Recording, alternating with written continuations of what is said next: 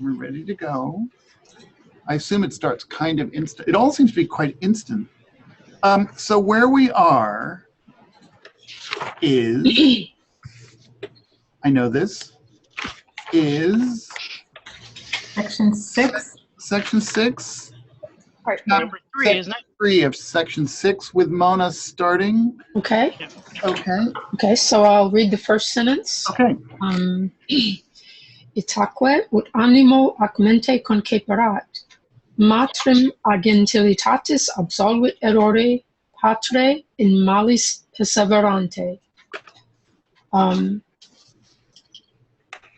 thus, as he had imagined in his heart and in his mind, he absolvit freed his mother from the era of paganism, with his father persevering in evils, I guess, in paganism in general.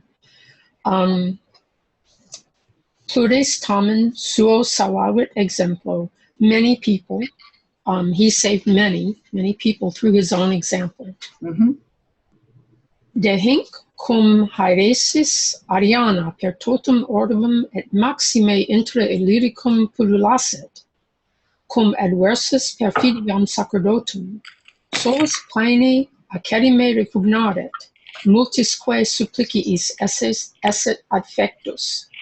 I think something like after this or afterwards, when the Arian heresy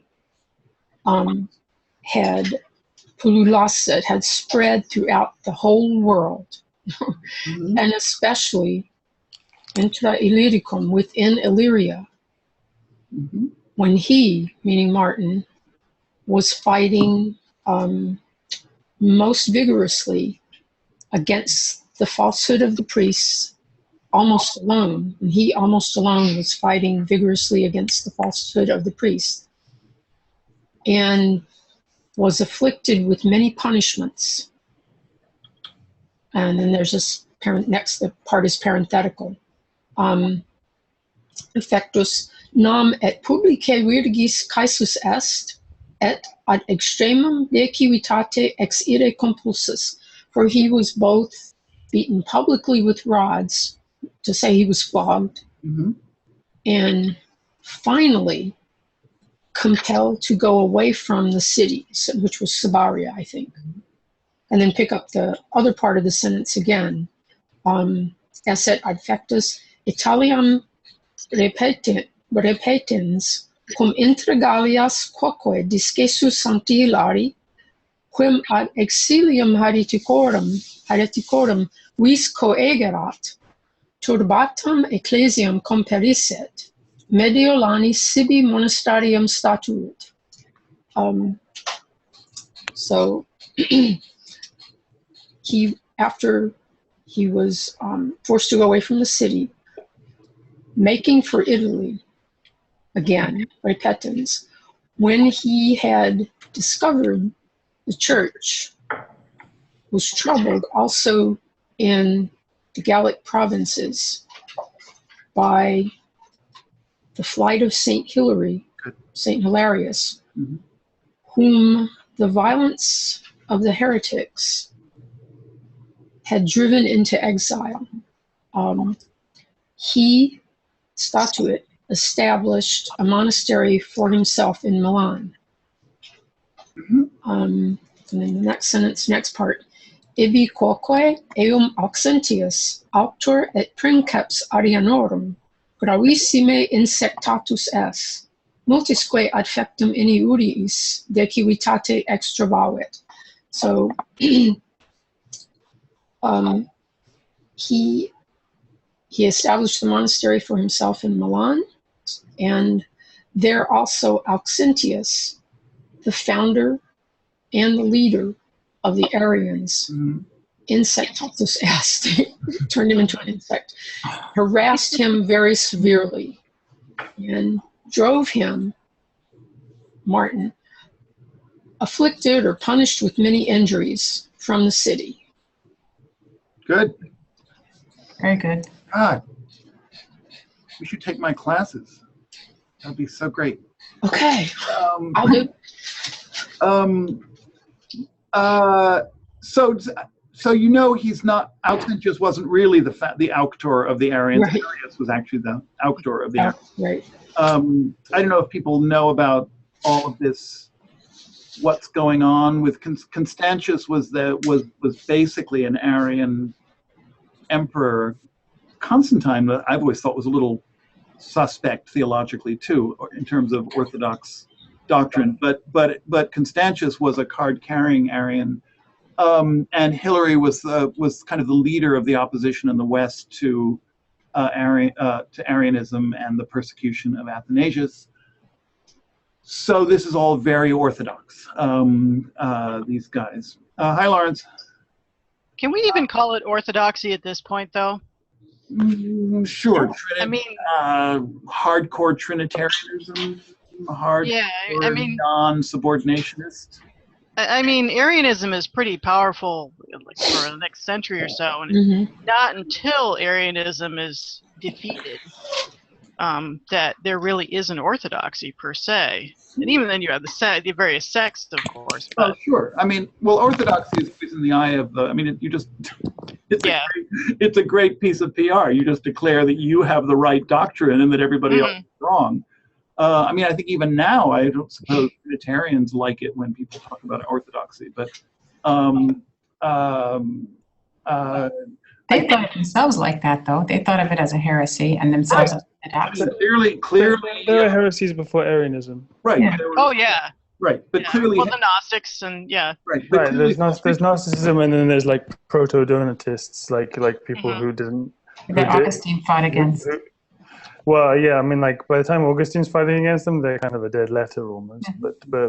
But like when Diocletian is killing people for not sacrificing, that's when they're having a hard time deciding whether they should let people back in or not. There isn't. I don't think there's really a name for those people. Like, but they're the people who said you shouldn't let folks back in once they have. well, I was always taught the difference is that Donatists are schismatics, that they have a separate church, but they Right. don't actually have a doctrinal difference, whereas Yes. this is doctrinal.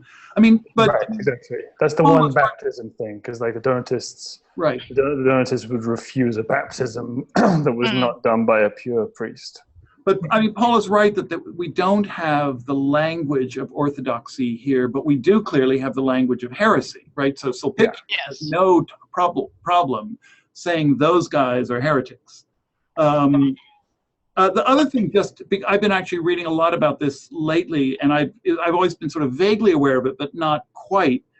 Just how fluid the concept of monasterium is at this point. I mean, Bruce were here, he could talk more about it, but we of course think about, you say establish a monastery and you think immediately there must have been a cloister and a chapel. And Right. No, but No. of course this is we're pre-Benedict. this is a cell. He's all by himself perhaps here. He's probably a hermit. It's just personal. Right. It's a Yeah. personal what's the word? Anchorite. It's aromatic versus Yeah. cenobitic. Yeah. The two types. So Yeah, I mean, you start with the hermits, and then you start with sort of hermits living in sort of fairly close communities, but actually alone, and Right. then you start getting monasticism. So Right. monasticism comes pretty far after hermeticism. right. So actually what this text And is, there were skylights in the east as well. there are what? Yes. Oh, yeah. Skylight. Yeah, All- I mean- all The pillar different saints. forms. Part of the point about Martin is that he's from the West. Right. Like, Right. this Well, is there's all already different going. forms of this sort of thing, is what I'm saying. Mhm. Yeah. Right. Yeah. Yes. Well, they were still pretty pre-Irish, so that kind of asceticism is, Yeah. we Yeah. haven't gotten into yet, Brendan. You're not talking about the fighting Irish there, I take it. Mhm. No, I'm talking more about. the Notre Dame football team has yet to conquer much. I'm thinking more about the ones that Benedict didn't like, and his ilk, where they were sort of ostentatiously ascetic. Yeah, Yeah. Although we're doing Patrick soon, so Yeah. there you go. so- All right. So, shall we move? I think we have no grammatical. Jen, is this right? We have not a single between us, not a single grammatical comment. No, we only care about doctrine. Amazing. Yeah, we're so holy. I find it really hard to translate accurately, consistently. No matter how much you try, you're going to make a mistake. You're going to say something wrong. I'm impressed when people can do it. Joanna, do you want to take on? I will try. Oh, so now This is we're the fun part, actually. at section 6, subsection 5. Okay. Right, section 5. Cedendum itaque tempori arbitratus ad insulam cui Gallinaria nomen est secessit, comite quodam presbytero magnarum virtutum viro. So, thinking or having decided that that now this is an impersonal cedendum, that it must be yielded, that he should yield to the time, to the situation, to this fact, of this Aryan problem, I guess. He sequestered himself up. He went away to an island whose name is Gallinaria, which is so beautiful. I couldn't believe the picture. I really wanted to go there. And it's quite small. Tiny. Right.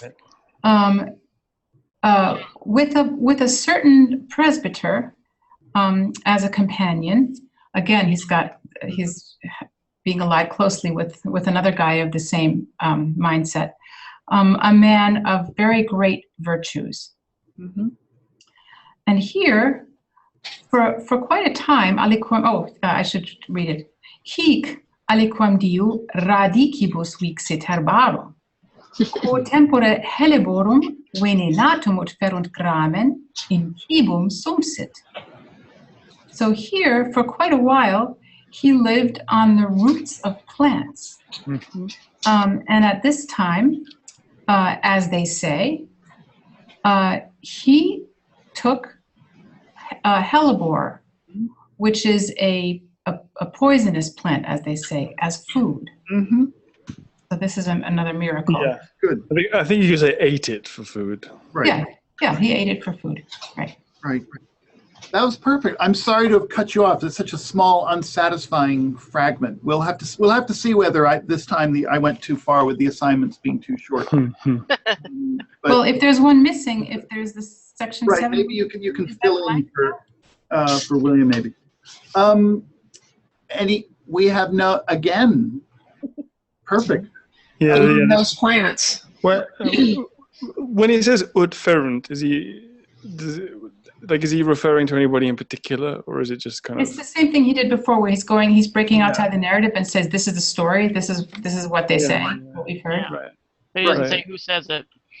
Because a couple of times he makes very, very clear who his source is. Right. And, Yes, at the end, he has another guy who's a Yes. source of something. yes, exactly. Like, the guy who's going to get saved. Who's going to get resurrected? Yeah, Right. Right. And also the soldier who was going to kill him and then converted. right. Right. But here is just kind of ut ferunt. Well, it's hard, I think the Latin would allow both things, right? It could be as the people I was talking to say, right. could be parent, or it could just be as I heard around the world. Right. I mean, good So parent they itself say- could be both those things. Yeah. Somebody asked on the Q&A where we are. We're at section 6, subsection 5. We're just finishing that up. Yeah. Okay, Paula, onward. Okay, I'm about to break the perfect, I'm sure. Sed cum vim veneni in se grassantis. But when he had felt the power of the poison in him advancing, Mm-hmm. vicina jam morte sensiset, always in the vicinity of death. That's an ablative absolute, right? Yes, with death being now nearby. Yeah, Like right. a neighbor of death or something like that. Well, death Yeah, as a neighbor. Death is Neighboring to death, yeah. Death Close being by. very Close to close. Yeah, Close he's to- very close. yeah, He's feeling close to himself death. close to death. Yeah. Yeah. Maybe almost as if he's a neighbor to death, but it's not quite the right case. Mhm. Death is a neighbor to him. Right. Death Yes. is near. Yeah. Death is approaching. Yeah, It's on the Um, horizon. it's almost like an Irish song, drinking song. Let's see. Immanes periculum oratione repulit. He drove back the threatening peril by eloquence. Good. Or by a prayer. Prayer. Yeah. Prayer. By a prayer? Oh yeah, okay. I was wondering, like, It could be eloquence, but I'm sure Yeah. that's what this means is prayer. by a prayer. Yeah. Yeah, in the context for sure. Yeah. It would be pretty cool if Cicero just kind of like Right. That's a don't feel really like- good speech. but he- with- If I phrase this elegantly enough, I'll be cured. right. It's like it was that damn Cataline. would do a That's- lot that- of enrollments if good rhetoric would fight off death. Of course, yeah. Well, I was thinking he's not Augustine, and it's not Monty Python, so I don't think anybody's about to break into a song Yeah. or a sermon. But yeah, prayer makes sense. Yes. Yeah, prayer. Statimque omnis dolor fugatus est. And immediately all anguish was routed. Good. Yeah, rouse. Yeah, right. Fugatus. Yeah. Or even literally physical pain for Yeah, Dolor. pain. Well, I wasn't sure. I kind of picked anguish because I thought it would sort of cover both mental and physical anguish, physical pain. Mm-hmm. I just assumed it was literally physical pain because Martin doesn't generally feel angst. Or about anguish. things. He knows that God's going to help him. Mhm. Yeah, that's a good point. Well, it's true. And plus, he's sick. I think the most immediate meaning of dolor is obviously pain, Yeah. especially if he's poisoned himself. I think that's meant to explain how he knew that death was close by, i.e., it hurt. Yeah. Well, I mean, if you've ever had that kind of pain, it's anguish. It hurts. it's not just when I pray. I'm praying to the Lord. He's probably having a really hard time. Okay. Right. Sorry. Okay. I was just agreeing with you. That was just. Sorry. So number 7, nec multo post, not long after or not much later, cum sancto Hilario. Is it Hilario or Ilario or I don't know. Hilario? There's an H. I say it. We still Yeah, say okay. the H at this time. Yeah. Okay. I I was think wondering that about would depend which part of the empire you were from as well. Yeah. I was also wondering about, is it V or W sound still? Because we're in that To the, iffy period. to the best of my knowledge, and William, feel free to Mhm. correct me. At this point in, it's probably something that's actually more like a fricative. It's not a one. It's not a Right. the yet. It's kind of like the B in Spanish or the V in Spanish. It's sort of Okay. it's an approximate. Yeah. When I did some paleography, I saw some wonderful Spanish scribes getting B's and V's mixed up. You Yeah. do see Mhm. spelling errors at this point with B and V. Yeah. It's like a V sound. It's not a we and it's not a V. It's like a V. V. Yeah. It's, At least in the Iberian Peninsula, and the H is still aspirated. Mm-hmm. Definitely, So like I love the Hilario. alliteration. it's still Hilario or Okay. Hilario, something to that effect. Okay. I So love like the alliteration of that sound at the beginning of 6. Cum vim veneni vicina. Mhm. It's more like Vicina instead of Vicina. Vicina. something like okay, that. like Fikina, something like that. Yeah, Okay. well, closer Okay. to an F, I guess, than a V. Right. Okay. I was wondering about that. It's because I know it's like around the 3rd, 4th century that it really starts to switch, and we're right in that sort of zone. Yeah. I was wondering if there was some kind of dialectical transfer. It is not all the way across the empire at once, of course. So I have to admit, I don't know where Sulpicius himself is from. What's his background? More like Italian. Well, what is today northern Italy? My head. Okay. yeah, I thought he was. Yeah. Okay. Oh, I So forgot. he's probably still speaking pretty good Latin now. Mhm. His writing. Yeah, probably. Probably better than mine, I'm sure. Okay. Onward. Comparison. That's not what he would say.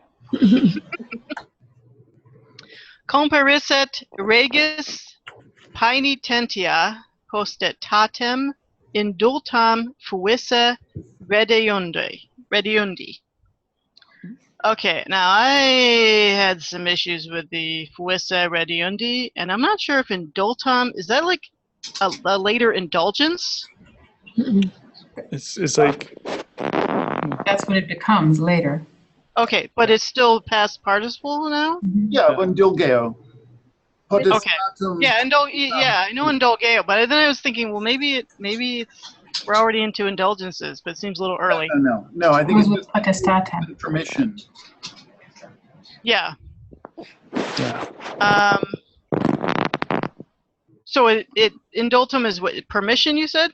Yeah, grant like potestatem indultam fuisse redeundi. The power of returning had been given to him. Mhm. Okay. It goes with potestatem. Yes. Yes. It's potestatem is indultam. Yeah. Yeah, you can see it agreeing. Mm-hmm. Yeah. So when he had recognized the authority granted by Saint Hilary I think to Saint Hilary. to Saint Hilary. Yeah. In other words, by the penitentia, the second guessing, right, of the king, the emperor changed his mind when Right. he found out that with the change of mind of the king, that the power of returning had been granted to Saint Hilary. Right. Okay. Back there, this is a very elaborate It's a weird one. sentence, right? Yeah. So when to Saint Hilary, he had discovered that with the penitence of the king, the power of returning had been indulged, Okay. So by the penitence of the king, the power of returning had been Permitted. Granted. granted Yeah. to Saint Hilary. uh-huh. Okay. All right. He tried to meet him at Rome, Mhm. and I know profectus est is passive, but it really was departed to the city, Oh no, it's a deponent verb. Yes. or just departed to the city. Yeah. Okay, because I was thinking proficio, but I'm thinking it must be Oh, no. deponent. Proficiscor. Yeah. Okay. There are about 15 deponent verbs that occur, maybe 20 that occur a lot, and they're really almost the hardest. Certainly at this stage, it's probably the single most useful thing you could do for your Latin is just to kind of learn them and That's just true. get really comfortable with them, because if you don't know them, they totally mess you up. Mhm. And which is the bad news. The good news is that there really aren't very many new ones. They're just this kind of core list of, if you look at any grammar book, that'll give you like 15, 20 deponent verbs. Just learn those, loquor, sequor, proficiscor, and they're so common because they're so useful, apparently. That if you think about it, Precor. Because you can make just use that you participle. make active perfect participles from them. Right. So, and because active perfect participles are so useful, you get these verbs all the time, Right. and then they mess you up all the time. And people learn them so late in most curricula. They're learned as a second thought after the passive. Exactly. Right. Really bad way of teaching them. Anyway, keep going, Paul. I think you're almost done. Oh no, you're done. I am done. Done. Congratulations. Well done. Good. Any thoughts? We're onward to section 7, subsection 1. Bob, take it away. I thought I was section 3. Yeah, Got this it, one is missing. Bob said 0.3. Oh, who's doing 1? Blank. Oh, we're blank. Okay. Yeah. Joanna, do you want to fill in? You've got such Sure. a tiny part. Yes, I'd be happy to. Cum iam Hilarius praeterisset, ita eum est vestigiis prosecutus. Since Hilary now or already had left, had gone away, therefore, thus he followed him in his footsteps. He followed in his footsteps. Is this one of those ones where cum is now meaning when with the subjunctive, like rather than? It's a cum clause, a causal cum clause. Or, right, but there comes a point where where it stops being causal in medieval Latin. Oh, I don't think we're there. No, cum ita, I think that's pretty clear. I mean, this sounded a lot like when to me. Well, they can mean when in classical Latin. It's Right. called it's No, but not with the subjunctive. yes, it can. Oh, yeah. No, The attendant most common circumstance. meaning is when. It's called a cum circumstantial clause. Mhm. There's three kinds of cum clauses with the subjunctives. Cum circumstantial, where it means when. That's by far the most common. Cum meaning since, which is the causal. And then cum meaning although, where it usually has a tamen in the main clause. Mhm. And that's cum concessive, which is the least common. Adversative, The yeah. difference between temporal, so it means when with the indicative too. That's purely temporal, right? So you're just saying, when I was walking down the street, it rained. The two things you're just saying that the things happened at the same time. But when I walked in the room, everybody laughed at me. That's more like causal. Mm-hmm. And so, but that's a circumstantial.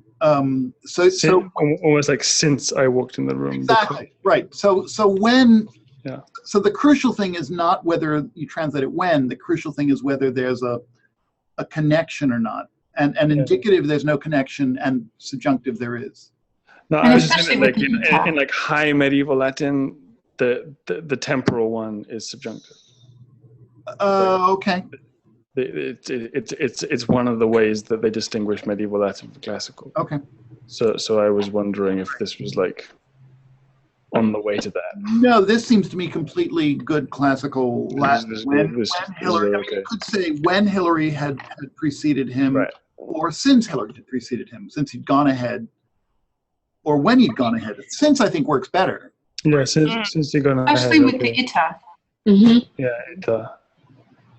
so Okay. like then. Well, because it's a causal. Yeah. Right. Yeah. Cumque ab eo gratissime quicet susceptus, haud longe sibi ab opido monasterium collocavit, quo tempore se ei quidam catechumenus iuncit, cupiens sanctissimi viri institui disciplinis. So, and when, now here I would say when, Mhm. and when he had been received by him most with a lot of delight, Mm-hmm. pleasure, he established for himself, not very far from the city, a monastery. He established a monastery for himself, not very far from the city, at which time a certain catechumen joined himself, Iuncit se ei, joined himself to him, cupiens, desiring institui, to be instructed, I guess? Yeah, or trained. Trained, yes, trained is nice. Trained in the disciplines of the most holy man, of Martin. Mhm. And then here, paucisque interpositis diebus languore correptus vi febrium laborabat. Oh dear. And with a few days having intervened, and I would say in English, just a few days, he was struggling, laborabat, correptus languore, afflicted by fatigue, I guess. He was, maybe he had mono. He was struggling with the power of fevers. Mm-hmm. Yeah, he's taken to bed basically. Yeah. Is it 2 also? Yes. Yes. Actum Martinus forte discesserat. Now at that time, Martin by chance had gone away. Et cum per triduum defuisset, regressus ex anime corpus invenit.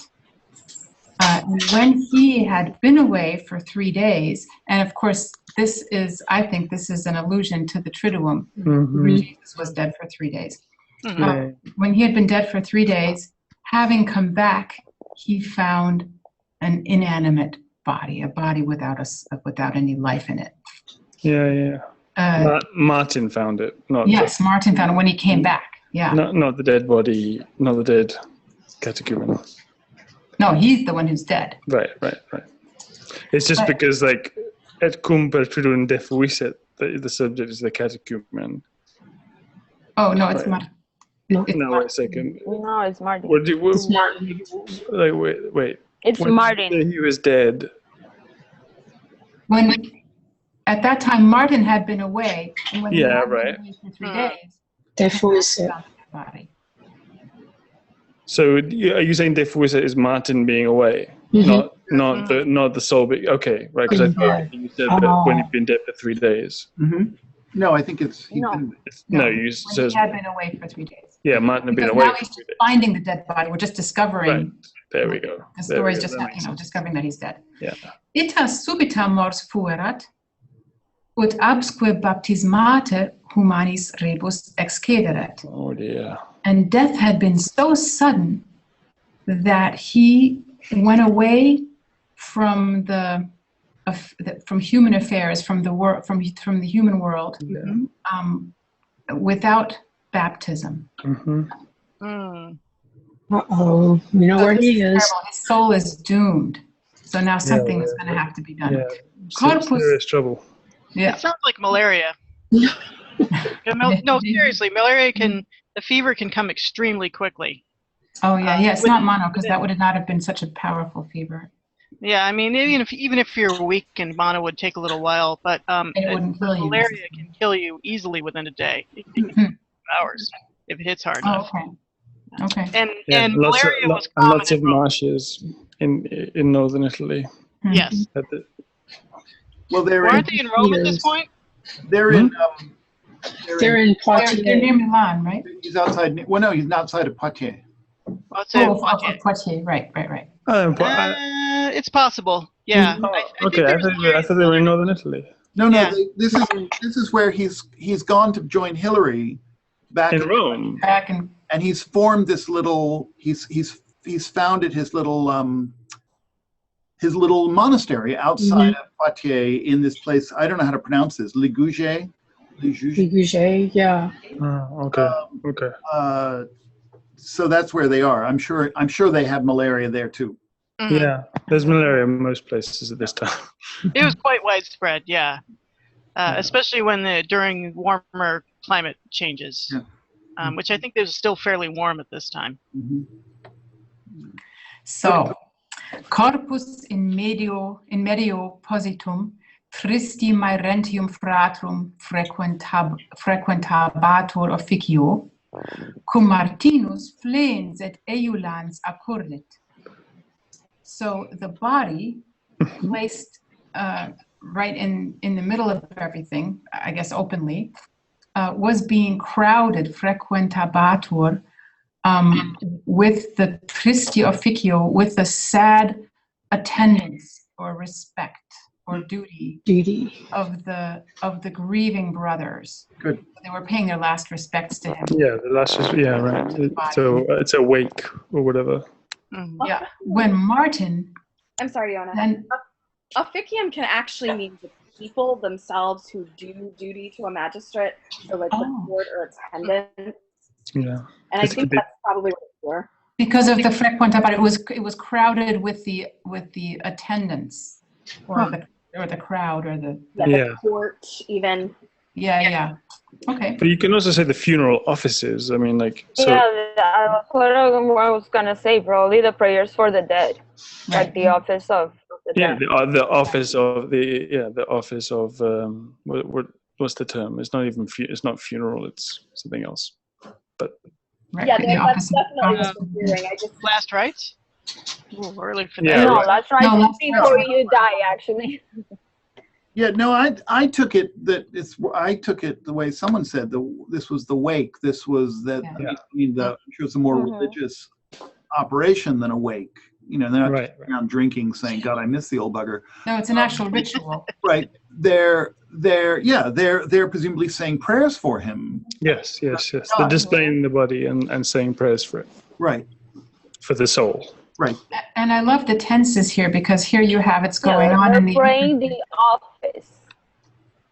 office of the dead. Yeah. The sad office, because the office is the name for the liturgy. Right. What were you saying about the tenses? Well, I like that it's the imperfect, and then he comes running in. He breaks into Yes. Yeah. that thing that's going on. So it was being this way. The rites were going on when Martin comes running up to them, crying and Wailing. Lamenting. yeah, lamenting. Wailing is the word. Wailing. Yeah, that's nice. But wonderfully onomatopoeic. Very graphic. Yes. Eulans. Howling.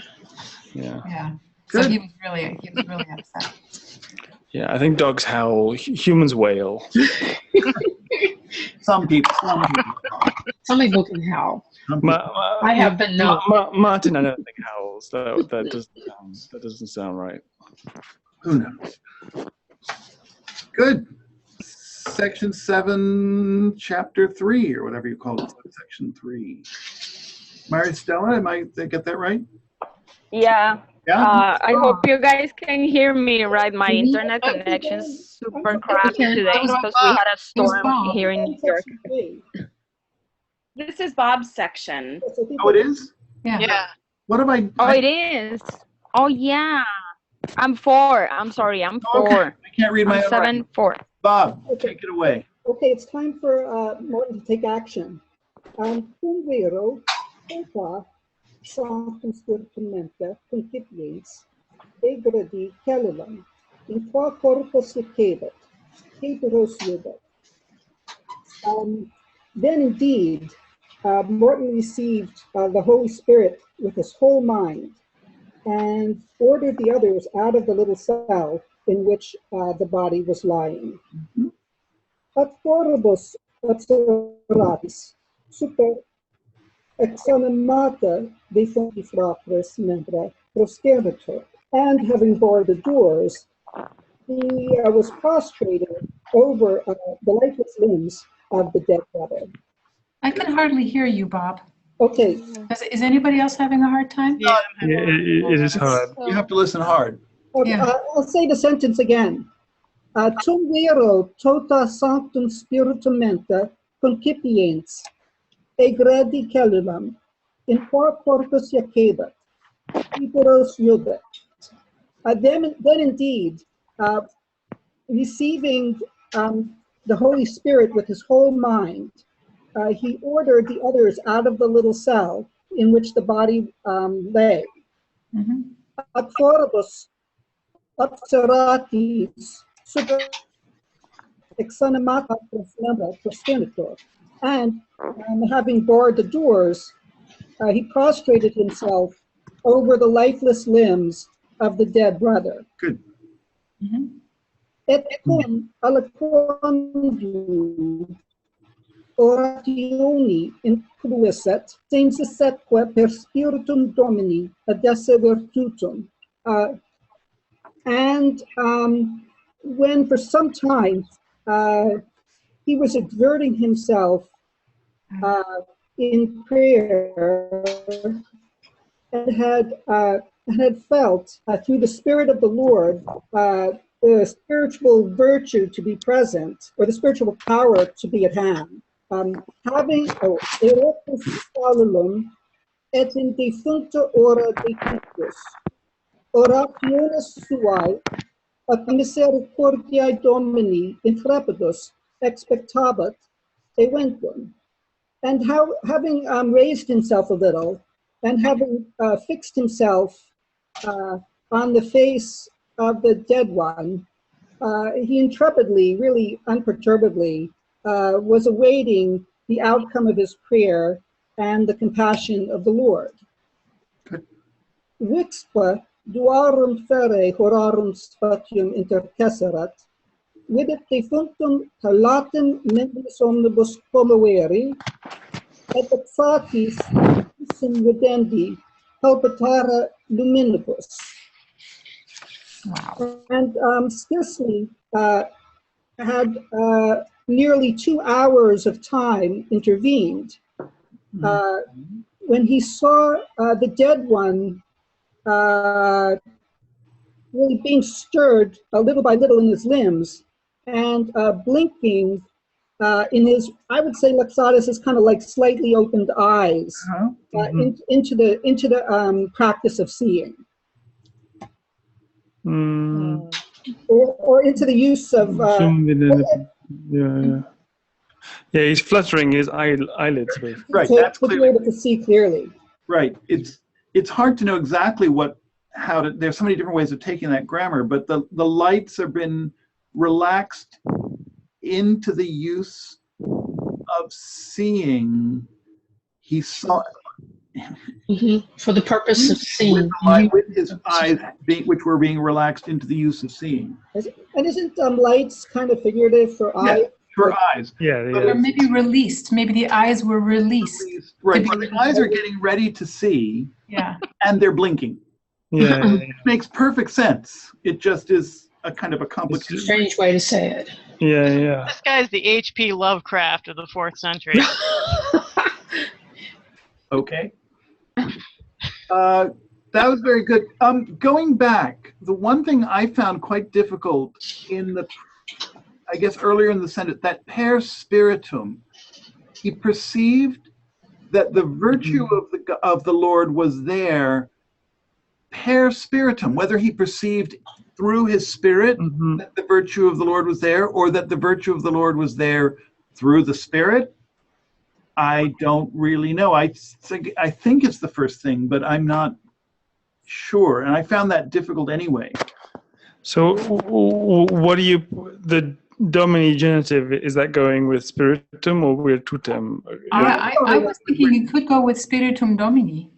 Yeah, per That spiritum Domini power was present to him by the Spirit of the Lord. by the Spirit of the Lord. Exactly. Yeah, that's how I understood it, because So usually then what was present for him?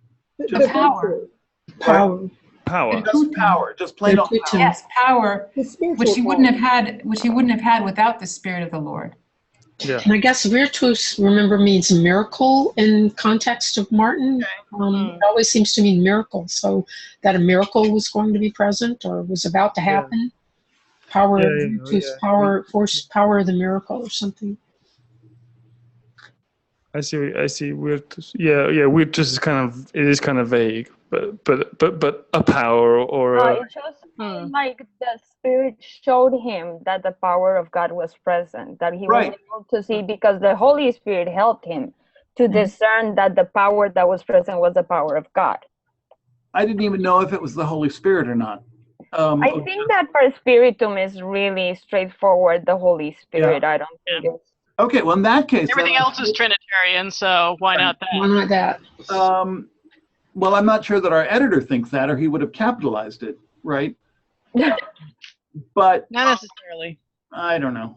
You would think he would, but I mean, he's just this guy. Well, the grammar can be taken either way. Right, that's the point. Yeah. So I think Maristella's, I think if it is the Holy Spirit, then it's through the Spirit that the virtue of the Lord, I like that, through the Spirit that the power of the Lord. Power of the Lord. Right. So I felt uncomfortable, not very, I could live, with the virtutem being unmodified. I really found it very vague without the word Domini. Yeah, it is strange, but it is weird to put the genitive that like next to the spiritum and except I don't know Depends that where you pause. I think It just depends on if you say sensit per spiritum Domini ad esse virtutem, or sensit per spiritum Domini. So many times Latin, especially in prose, it's all where you break your voice. Yeah. it really is. Yeah. It's like how you read it. It's how you read it. You know, it's one of the most difficult things, I think, to get I know. to learn about Latin. You just get these things that are just next to each other, and there's no way to know what goes with what. No, genitives in particular are really like, you're like, what is it belonging to? Yeah. Anyway, that was great, Bob. Thank you. So now we're at 7.4, and now we're at Maristella. Have I got that right this time? Yeah. Okay. So, tu vero magna ad dominum voce conversus gratias agens celulam clamore compleverat. At that time, indeed, or certainly at that time, having been turned to God, or having turned toward God, he had filled the cell with a loud cry, giving thanks. Good. With a loud voice, giving thanks, or something like that. Quo dito qui proforibus ad stiterant statim irunt. Which, I guess the clamor, right, or the loud cry of thanks, which the clamor having been heard, all that had been standing in front of the door, or everyone who had been standing in front of the door, immediately ran in, or barged in. And notice, then burst in. That's a good one. Yeah. Right. Notice it's a classic sudden move to a historical present for excitement. Yes. Right. Yes. You've been in the past all this time, and then suddenly he now rushes in. It's just like when Martin runs in before. Right. Okay. Yes. Mirum spectaculum quod videbant vivere, quem mortum reliquiscent. An extraordinary spectacle.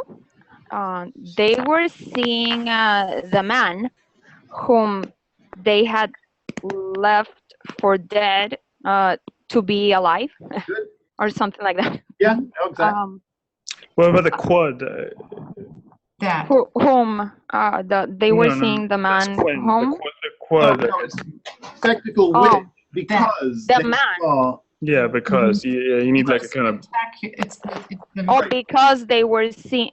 Right. Because they were seeing the man whom they had left dead to be alive. Yeah. I think it's just a quad going with spectaculum. That the fact that. But I mean, mirum spectaculum is kind of like an exclamation almost, because it doesn't have any verb. Yeah, that's true.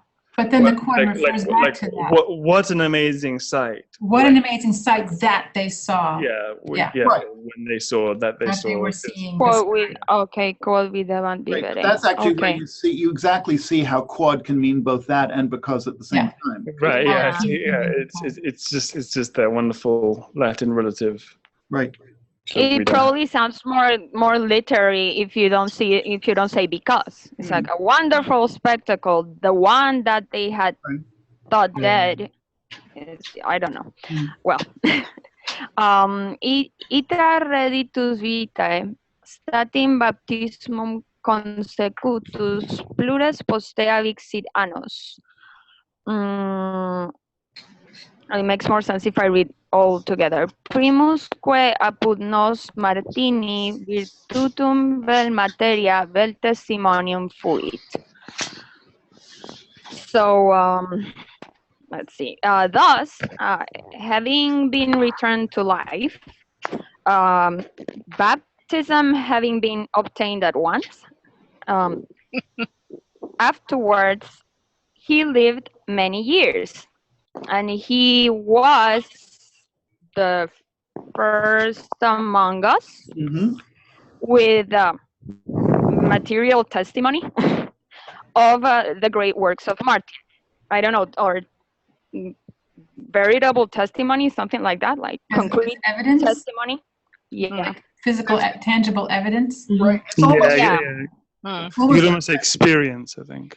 But yeah, it's two things, right? He's both. It's kind of clever. It's almost like a kind of a hendiadys. He was both the material about. In other words, he was the evidence. The evidence, and he gave evidence. Yeah. No, I know. I puzzled over this for a while. I think hendiadys is exactly the right. No, it's actually very clever because here he is. alive, so he proves it, and he can talk about it. Yeah. Right. Yes. And it's also, I mean, this may not impress you all as much as it impresses me. I'm so used to these stories being way in the past. Martin was still alive when this thing was written. This guy was probably still around when Sulpicius was writing this thing. Yes, This is all so much more vivid than the kind of stuff I'm so much more used to stories when it's all, oh, somebody told me this about that, you know. And this is really, at least claiming to be, direct knowledge, which is cool. Well, there's Gesta Francorum. Sure, which is not right. That was very vivid. Right, Yeah. that was so vivid that it kind of took your breath Bloody. away. Right? Once St. Francis comes around, you get plenty of eyewitness testimony. But you're right. Yeah. The like this is kind of like the end of the first period. Well, for example, when we get to Merchu, he's writing 200 years after, 300 years after Patrick, and that's the standard thing. You get these stories that are still being, you know, some of our basic sources are much older than, I mean, written much later than the events they. Exactly. I'll shut up. Yes, yeah. Like for example, maybe the Gospels. Yes, or not. Or not. Well, but they incorporate oral history. I mean, the very that was earliest. kind of a joke. The very earliest of the troublemakers. We're serious. It is true. You just wish in the Gospels that somebody would just say, I was there, I saw it, it's totally true, I talked to this guy, right? And you never get that certainty. No. You get hints of it, but I guess Paul's the closest. Yeah, well, I mean, Well, you you do have get to this a remember. lot in the plural. Like, this is the testimony of what we saw and what we heard. That appears all the time. Yeah, there is. Yeah, and there's Acts. Acts is a bit more. The Acts of the But Apostles it's more elusive than we would like it to be. is a little bit more first person. Yeah. But we But don't. yeah. Anyway, never mind. It's all very slippery. I think it's my go. Yeah. All right. Well, I mean, now would Paul have been alive in Jesus' time, because he was persecuting the apostles immediately after Jesus' death, so he'd basically Yeah, he be was younger. definitely alive. Yeah, so he's a younger contemporary, whether or not he ever actually met Jesus. He's Who's certainly met this? the initial apostles. The Apostle Paul. Oh, Paul. No, Paul didn't meet Jesus. No, he didn't. No. But I mean that he was alive during Jesus'. Yeah, he's contemporary. Right. Yeah. But I want Yeah, somebody who just says direct, no funny business. Here's what happened. I was there. I talked to this other guy. He was there too. And this is how it happened. And the Gospels, I think, are the most incredibly annoying. I mean, I sometimes think, never mind. We don't need to. I think the Lord may have just been toying with us, right? That just, the sources are it's so. There's every time you think you know something about the Gospels, they take it away, right? There's That's true. nothing is fixed or certain. This is a monument of solidity compared to that. Well, but remember at this point, they haven't actually established which the canonical Gospels are. I mean, this is Right, just that's another thing that I find really annoying. right in the middle of the dispute. In I fact, just want somebody to tell me what's true and how it happened. And never mind. Let's take it away. I think just as an afterthought, this is a time when we have a real push towards legal codification and witness testimony starting to really gather momentum. It's becoming something essential to a judicial, whatever they called a judicial process back then. right? And Which I we're think actually it's about also to a reflection see of that. in the text itself. We're actually just about to get exactly that imagery Right. coming, Okay. and Christians were very often educated and teachers and lawyers and all that kind of stuff. So like, yeah, it's very true. They had a kind of monopoly on Mhm. on the knowledge profession. Should we say that like that? Well, second generation onward. I mean, the first generation apostles. I'm talking about now. I'm talking about this. By this century, yes. By the fourth century or the. Well, I don't think the Christians don't have a monopoly on it at Not all. a monopoly, but like they're starting to dominate. Well, they kind of had to. I mean, when you think about the persecutions and such, They needed some kind of peaceful peaceful way of sort of getting around a lot of the conflicts that they were getting into with the emperors. Because for all the holy martyrs and the afterward, that was a real strain on the Christian community at the time. And there's a conflict immediately afterward, between the people who are descended from the martyrs who stayed with it, the church, and the people who sort of came back in. You were talking about that earlier. The lapsed, right. The lapsed people, who, well, it's safe now, let's go back to being Christians. Right. Now that it's official. So it's I can certainly see, especially since they're also spreading the word as much by written as by oral tradition, that it's going to become some kind of defense mechanism, because otherwise they could easily have been wiped out like a bunch of other mystery cults at the time. So. Yes. Instead, they got to do the wiping, but there we go. Eventually, yes. By this period, they're starting to, yes. Yeah, we're not far. We're up to Julian the Apostate. So yeah. I mean, they're like, yeah. It's all gonna be solidified in a couple of years with Theodosius. Yep. Cyril and Hypatia, and yeah. Right. All right, take it away, Lawrence. Okay. Before we go on, yes. Stop for a sec. I just wanted to make sure everybody was clear with William what you've been talking about with the deponent verbs. In the first phrase in section 5, where ita reditus vitae, the first one was passive, which Maristella did. You did that correctly. But then statim baptismum consecutus, that one isn't passive. That one's deponent. So that's why it's taking an object. So thus, return to life immediately, having obtained baptism. He lived for a bunch of years. Yeah, I meant to point that one out. Actually, that's a good point. Yes. Thanks, Jen. Yeah. I like how they don't try God's patience the second time and they immediately get him baptized. That's right. Well, sorry. It's I'm just turning more lights on as it gets darker here in New Hampshire. Yes. You don't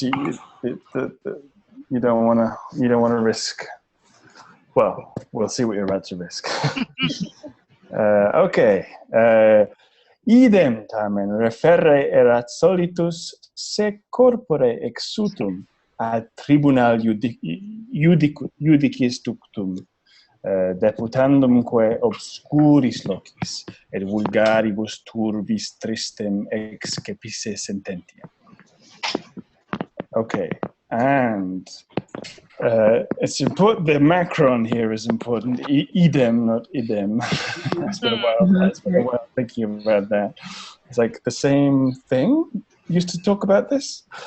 So that man, or this man, would often recount how or about when he had laid aside his body or set aside. He was led before, I'm going to call this the judge's bench, but use whatever legal language you like.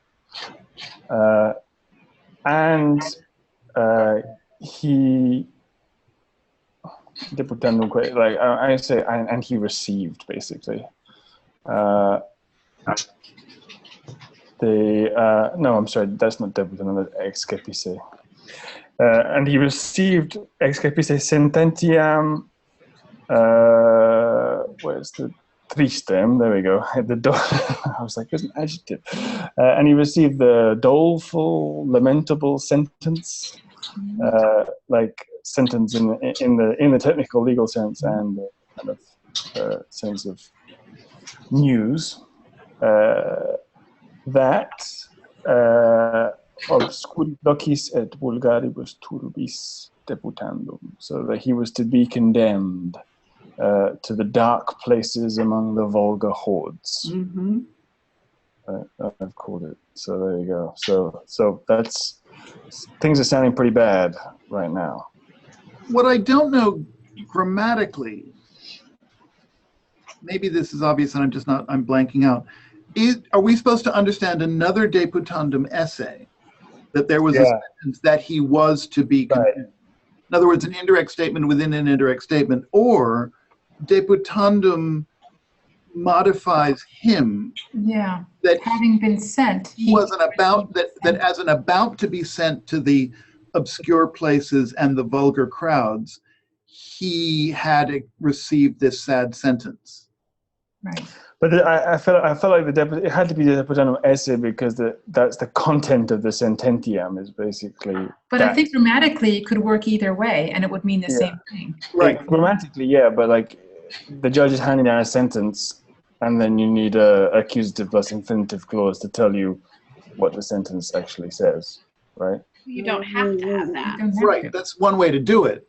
I think the real question, and I don't have an answer, is whether Sulpicius would in fact have an indirect statement tucked into another indirect statement. To me- I Sulpicius, of course looked at he would. this for. I looked at this for quite a while because it seemed in Professor Francese's note that he was taking it the way Lawrence did, and I don't like that with two participles next to each other where you would have to supply a with the first one and then there's a quay with the second one. I don't like that with doing it that way. I much prefer to take them both as participles modifying modifying say. Okay, And great. also And with then it becomes that rhetorical device where you put the thing, I can't remember what it's called, where you put the thing, is it hysteron, proteron?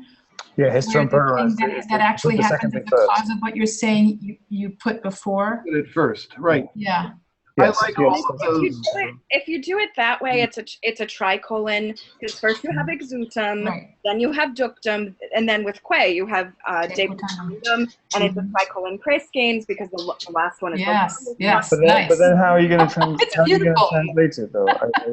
I really think that, like I said, I spent a long time looking at it, and I think it's the So other. what? But what's the version then with the tricolon? How does it go after he's been led before the tribunal? And about to be condemned to a dark region and to common crowds, he had received the grim sentence. I think the sentence could actually refer to the operation of the sentence, like the actual being sent. Like he's been condemned, and now he's waiting for the operation of it. I got the feeling he was like waiting for the actual word to happen. So he knows what's going to happen. He's going to be condemned, but then he like Waiting for the person was like, the judge actually says, time to go. Right. No, but I think that what follows suggests more that he had already been handed down that sentence, and then the angels are gonna say, "Hey, this guy's praying for." Yeah, exactly. He knows it's going to happen because he's already dead, and so it makes it even more surprising when No, but he actually gets the sentence. when it gets He reversed. gets. Yeah, he gets it. Right. So he gets so Christian ex capice sententiam, like it's not that he's about to get the sentence; he's pre-cognizing it. No, he gets the sentence and he's about to be sent. He knows what it is. Yeah, Just he like gets the Jen was sentence saying. that he is I'm sorry, I can't read it any other way. But it's I know it's a tricolon, but the quae for me like cuts. Whenever I see a quae, I make a new box and start to like reanalyze it. I mean, I know sometimes that doesn't work, but in this case, especially with the two participles next to each other, it seemed like No, Right. the quae definitely operates on either one. The real question is, and I think there is no this is one of those fundamental ambiguities in Latin. When you have the gerundive in the neuter singular, you can't tell whether it's that impersonal construction, right. de gustibus non disputandum est, that construction, or whether it's just a neuter singular, or in fact a masculine accusative modifying a masculine singular word, and it's just one of those perennial. Yeah, but I mean, someone's got to be sent to the obscuris locis, and here I'm pretty sure it's him. So I was in this case I thought it was masculine.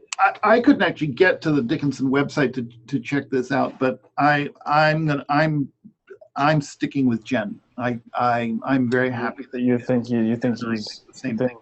So he was led before a tribunal, and he received the baleful sentence he received the baleful sentence.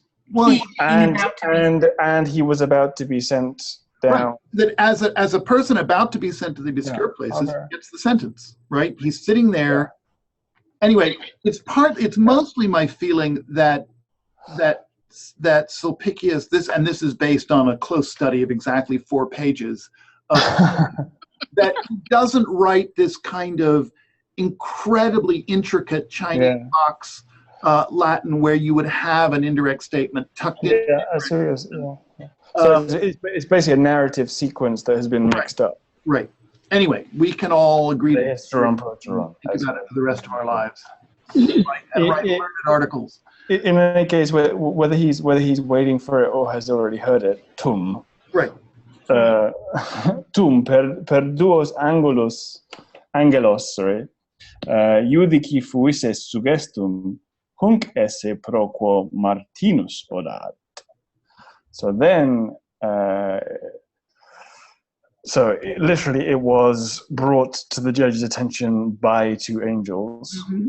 It would sound better in English to say 2 angels brought to the judge's attention. Mm-hmm. Anyway, the fact that, or hunc esse, so that this man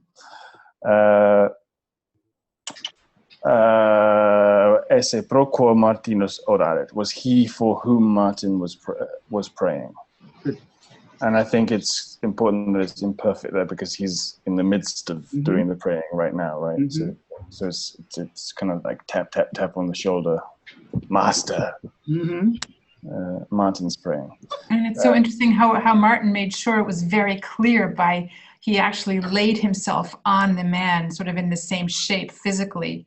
Mm-hmm. And now that graphic attempt is working. Because they noticed that, this is the guy. So I like that. Because I was struck by the fact that he couldn't just walk up to these people. It's the same true with the guy in the next miracle. He can't just walk up and say, let him be better. He has to cover him with his body to tell the angels, to sort of show that, to show the angels that he's under his protection. It's very physical. Yeah. Isn't there a point in the Bible where Christ actually lays himself across someone? Ooh, is there? When he's raising someone from the dead? I mean, I know he calls out Lazarus and he cries. He puts spit on Lazarus' eyes and... No, he touches people. Right. Yeah, he lays hands. I can't even... touches them.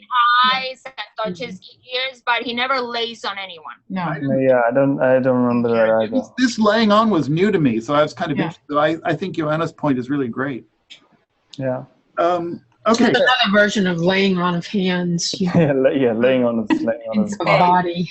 Right. Is that why it takes 2 hours? Because they have to transfer the message? Because I was miracle. Why does it take 2 hours? I guess they have to relay it, and then the angels have to go, and then they have to send him back. Well, Jen, I know we're an instant gratification culture, but I do think that bringing people back to life. If you tell me that bringing people back to life takes time, I would believe that. Yeah, I agree.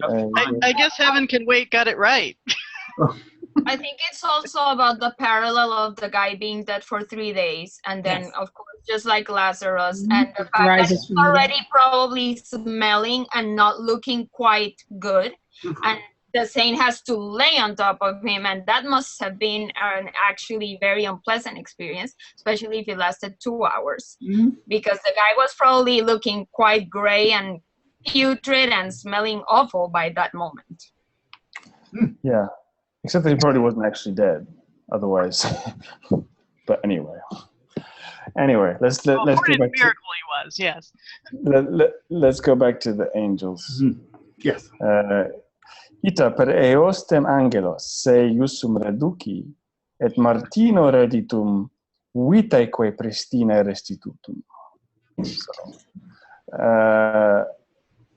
So iusum reduci, I mean, I feel like you need a subject in English, so I would say the judge. But it was literally, it was ordered.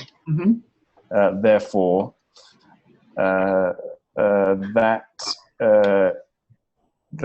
he be taken back by those same angels and given back to Martin, returned to Martin, and restored to his former life. Why not just take say as the subject of your sum? Say, yeah. Well, who's say though? Like the dead guy that he the was. dead guy was ordered to be. Well, yeah. Again, I guess grammatically that's fine. Like in English, I don't know if like the man was ordered to be is like it gets kind of convoluted. He was ordered to be led back. That's fine. Yeah. And I think that's grammatically how that's working. Yeah, no, grammatically Goes it's back to fine. I'm talking prosodically. in normal people dialect. He was ordered to be led back. It sounds Yeah, he was ordered. Yeah, he was ordered. I mean, like you write that in your composition, and your rhetoric teacher will tell you to turn that into an active verb. Yeah, that's true. So that's what I was doing. One more.